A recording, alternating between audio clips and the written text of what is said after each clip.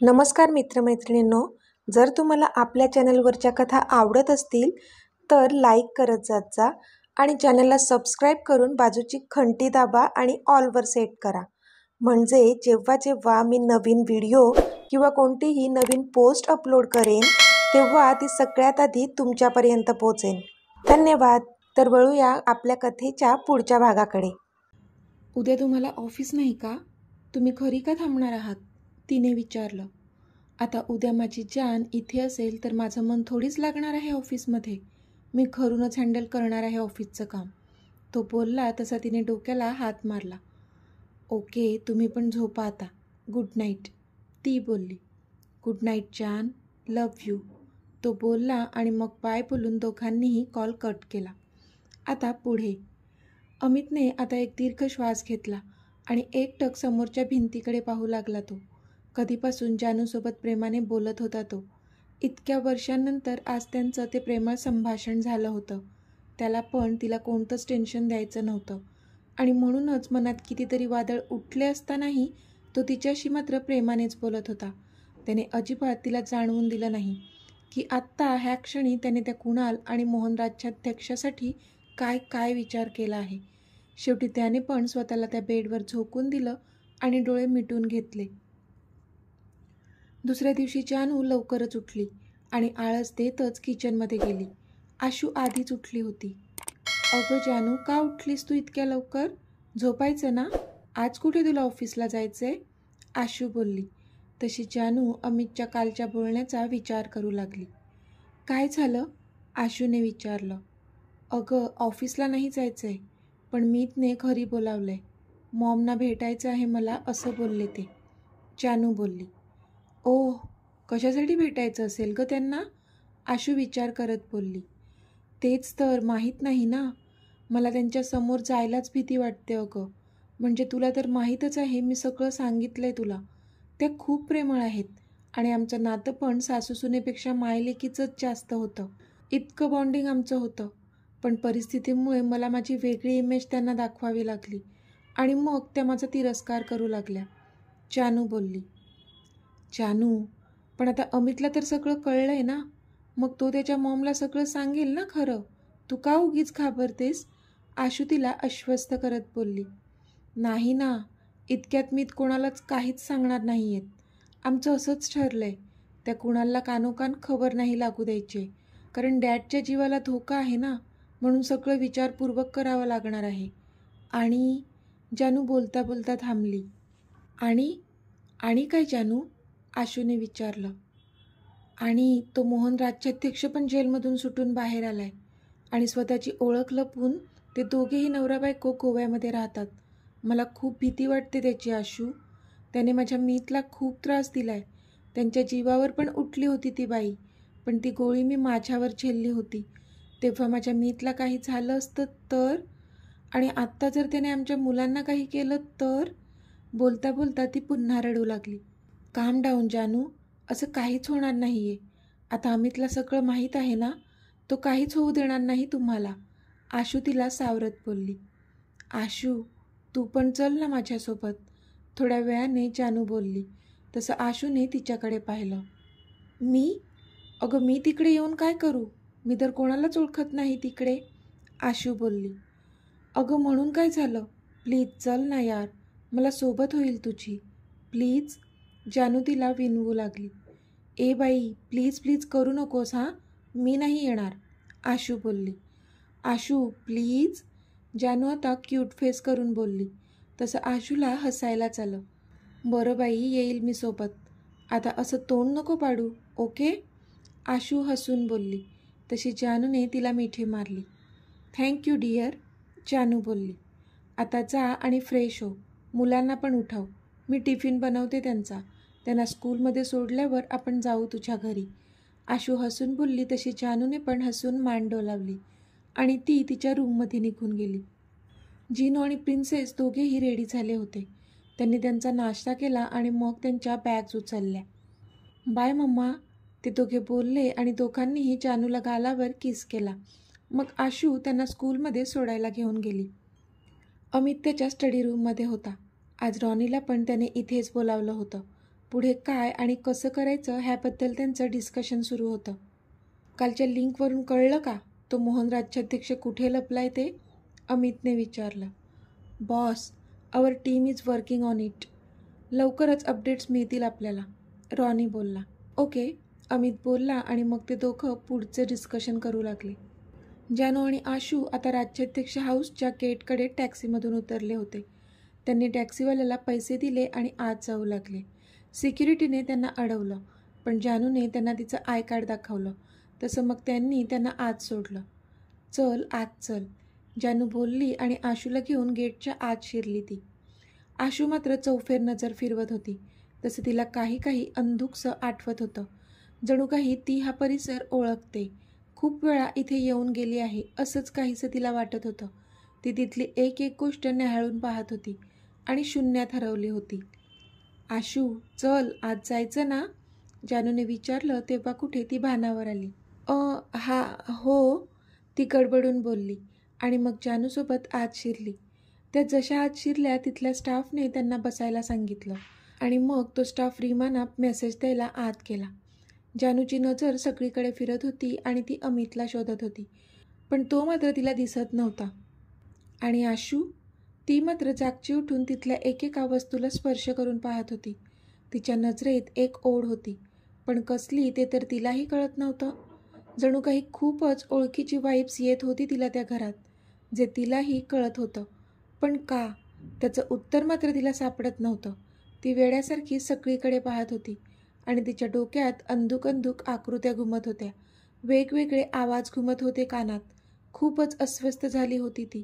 जेव्हा सगळं असह्य झालं तेव्हा मात्र दोन्ही कानांवर हात ठेवून जोरातच किंचाळली ती. आह! तिच्या किंचाळण्याच्या आवाजाने जानूने तिच्याकडे पाहिलं आणि जानू पटकन तिच्याजवळ गेली. आशू, काय झालं? Are you okay? जानू तिच्या डोक्यावरून हात फिरवत बोलली. हां, yes, I am okay, Ashu मोठमोठे श्वास घेत बोलली. तोच एक स्टाफ तिच्यासाठी पाणी घेऊन आला. हे घे, पाणी पी आधी. जानूने तिच्या ओठांना तो पाण्याचा ग्लास लावला.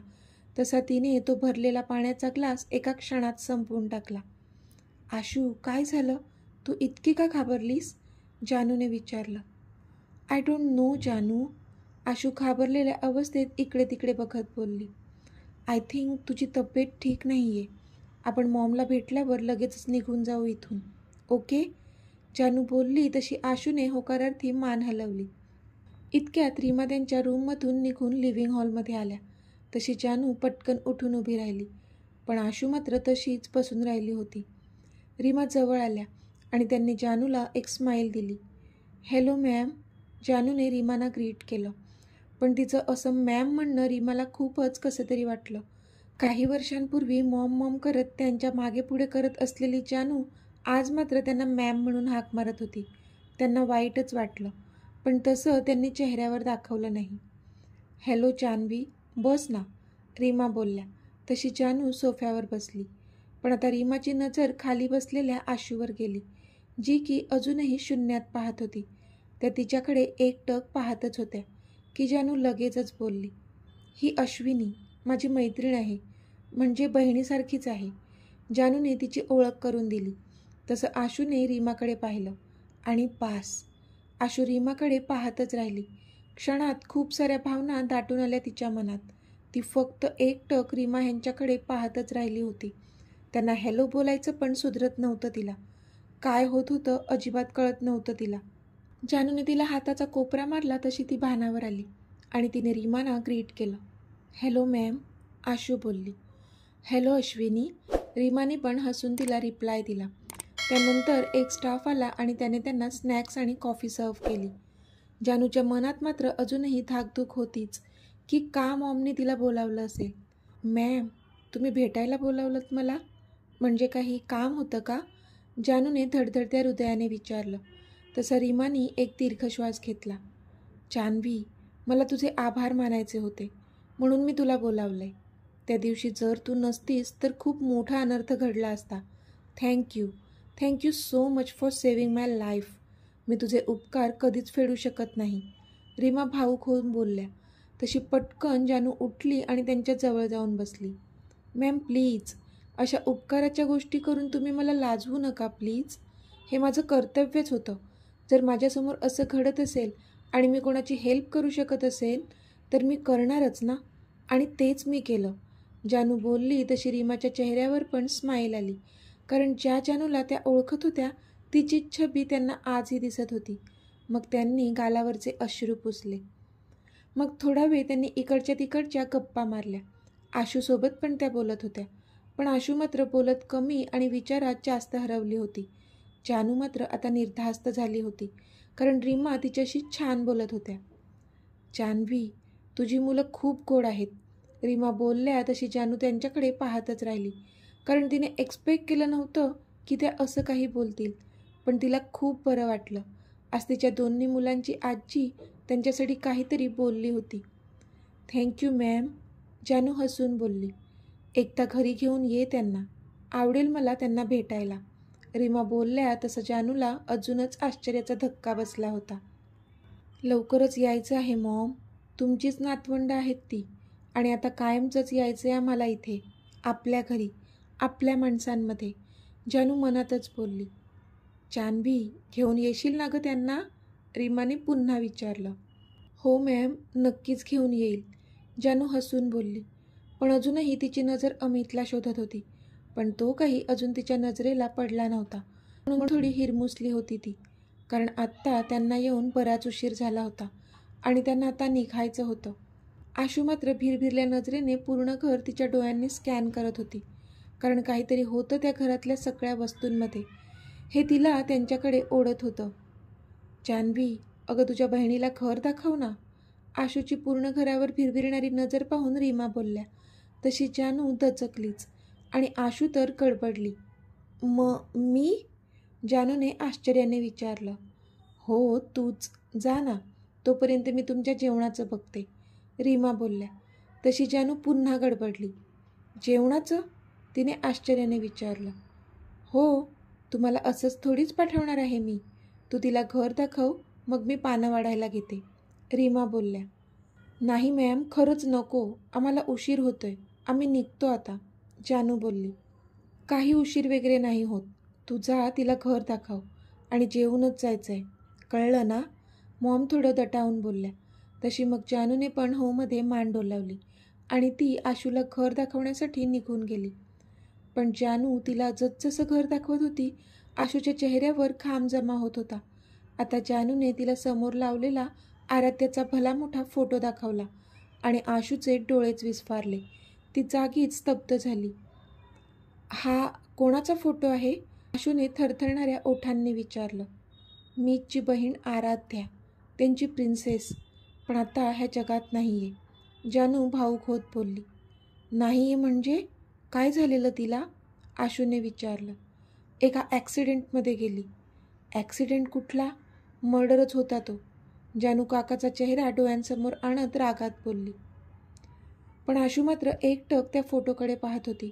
तो निखळ हसणारा फोटो तिला स्वतःजवळ ओढत होता आणि तिला मागचं सगळं आठवण्यासाठी प्रवृत्त करत होता. पण अनफॉर्च्युनेटली अजूनही तिला स्पष्ट काहीच आठवत नव्हतं. आता ते अमितच्या बेडरूमकडे आले. तशी जानूची धडधड वाढली. पण त्याची रूम लॉक होती, जी त्याच्या फिंगर लॉकशिवाय उघडणार नव्हती, जी त्याने रिस्ट्रिक्ट केली होती. कोणालाच तिकडे जाण्याची परवानगी नव्हती. म्हणून ते पुन्हा जाण्यास वळले. तो जानूला काहीतरी क्लिक झालं आणि थोडं पुढे जाऊन ती पुन्हा त्या रूमच्या दारापाशी आली आणि तिने धडधडत्या हृदयाने तो लॉक उघडण्यासाठी तिचं फिंगर त्या लॉकवर ठेवलं. आणि काय आश्चर्य, खरंच ते डोअर अनलॉक झालं होतं आणि तिला खूप जास्त आनंद झाला होता. म्हणजे अजूनही त्याने तिचं ॲक्सेस काढलंच नव्हतं. इतक्या वर्षात पण तिच्या तर डोळ्यात अश्रूच जमा झाले. शेवटी स्वतःला सावरत ती त्या रूममध्ये शिरली. आत येऊन पाहते तर काय, त्या रूममधलं एक एक सामान जसंच्या तसं होतं. ती जशी ती रूम सोडून गेली होती तशीच्या तशी होती ती. तिच्या सगळ्या आठवणी जशाच्या तशा होत्या त्या रूममध्ये. तिने कपाट उघडून पाहिलं तर तिच्या सगळ्या साड्या, ज्वेलरी आणि बाकीच्या सगळ्या वस्तू जशाच्या तशा होत्या त्या कपाटात. बेडवर त्यांचा दोघांचा तो लग्नातला भला मोठा फोटो दिमाखात झळकत होता. तिचे डोळे पुन्हा भरून वाहू लागले. इतकी वर्षे तो तिचा तिरस्कार करत होता, पण तरी त्याच्या मनातलं तिच्यासाठी असलेलं प्रेम काही कमी झालं नव्हतं. तिच्या सगळ्या आठवणी त्याने जपून ठेवल्या होत्या. पण जर इतकी वर्षे ही रूम बंद आहे तरी इथे इतकी स्वच्छता कशी, हा प्रश्न तिला पडलाच. छान आहे जानू तुमची रूम, आशू बोलली तशी जानू भानावर आली. चल निघूया, असं म्हणत जानू तिचा हात पकडून तिला तिथून घेऊन बाहेर निघून गेली. आता ते खाली आले होते, पण अजूनही अमित तिला दिसलाच नव्हता. कसा दिसणार होता? तो त्याच्या स्टडी रूममध्ये होता आणि रॉनीसोबत मिळून पुढच्या प्लॅनची तयारी करत होता. जान्हवी, अश्विनी, तुम्ही बसून घ्या, मी वाढायला सांगते, रीमा बोलल्या. पण जानूचा मात्र श्वास अडकला होता, कारण आता तिच्या समोर कुणाल आणि किंजल पण डायनिंग टेबलवर बसले होते, जे की खूपच रागात तिच्याकडे पाहत होते. त्यांना रागच आला होता रीमाचा, कारण त्यांनी जानूला घरी बोलावून घेतलं होतं आणि वरून जेवायलासुद्धा थांबवलं होतं. इथे अमित आणि रॉनी डिस्कशनमध्ये इतके गुंग झालेले की जानू आणि आशू आल्याचं त्यांना कळलं पण नव्हतं. इतक्यात स्टडीच्या दारावर टकटक झाली आणि एक स्टाफ आत आला. सर, त्याने आवाज दिला. हां बोल, अमित बोलला. सर, ते तुमच्या जुन्या बेडरूमचं लॉक उघडून त्या 2 मॅडम ज्या आपल्या घरात आलेल्या आहेत ना, त्या आत शिरल्या होत्या, तो स्टाफ भीतभीतच बोलला. व्हॉट? अमितने रागातच विचारलं. येस सर, सॉरी सर, तो स्टाफ खाली मान घालून बोलला. Where are those who dare so much? कुठे आहेत त्या ज्यांनी एवढी मोठी हिंमत केली? अमित रागातच बोलला आणि जागचा उठून बाहेर आला. इथे जेवणं वाढायलाच लावली होती की त्यांच्यासमोर अमित येऊन उभा राहिला. तशी जानूच्या चेहऱ्यावर स्माईल आली, पण ती फक्त थोड्या वेळासाठीच, कारण त्याच्या चेहऱ्यावर खूप सारा राग जमा झालेला आणि तो बघूनच तिने भीतीने एक औंढा गिळला. How dare you enter my bedroom without my permission?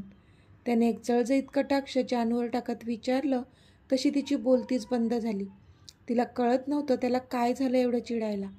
ते मला वाटलं, आय एम सॉरी, ती खाली मान घालून बोलली.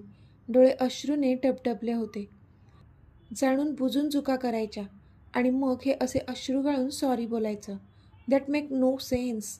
ह्याची शिक्षा तर तुला मिळणारच, तो रागात बोलला आणि तिचा हात पकडून खेचतच तिला तो वर घेऊन जाऊ लागला. इथे सगळेजण मात्र त्याचा तो अवतार पाहून घाबरले होते. फक्त कुणाल आणि किंजलच्या चेहऱ्यावर असुरी आनंद होता, कारण तो आता जान्हवीला शिक्षा जो देणार होता. तर मित्रमैत्रिणींनो, आजचा भाग तुम्हाला कसा वाटला ते मला कमेंटमध्ये सांगा आणि जर आवडला असेल तर व्हिडिओला लाईक करा, शेअर करा आणि चॅनलला सबस्क्राईब करून बाजूची घंटी नक्की दाबा. चला तर भेटूया आपल्या पुढच्या भागात. तोपर्यंत धन्यवाद.